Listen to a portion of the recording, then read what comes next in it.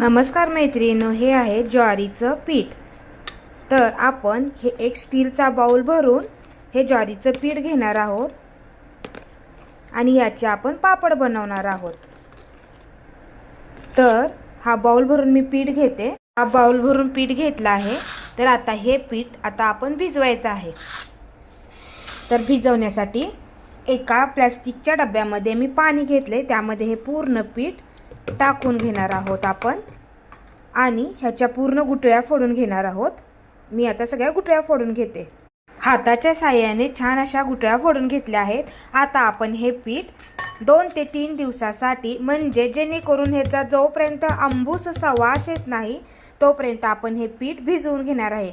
लगभग 1 ते 2 दिवस। चला आपण 2 दिवस आता याची वाट बघूयात। असं हवाबंद डब्यामध्ये त्याला झाकून ठेवूयात। आता जेवढा चीक निघला असेल, म्हणजे जे पीठ तळाला बसल्या निघला असेल तेवढं माप घेऊन त्याच्या डबल पाणी घालायचं आहे। आणि आता हे पीठ आपण शिजण्यासाठी ठेवत आहोत। त्यामध्ये तुमच्या आवडीनुसार तीळ, ओवा किंवा जिरे, तुम्हाला जे हवं ते घाला। मी याच्यामध्ये तीळ आणि ओवा घातले। आता हे पीठ सतत हलवत राहायचं, जेणेकरून ते खाली त्याच्या गुठळ्या होऊ नयेत। ज्वारीचं पीठ आपण 3 दिवस भिजवून त्याचे हे पापड आता घालून घेतले आहेत पळीच्या साहाय्याने।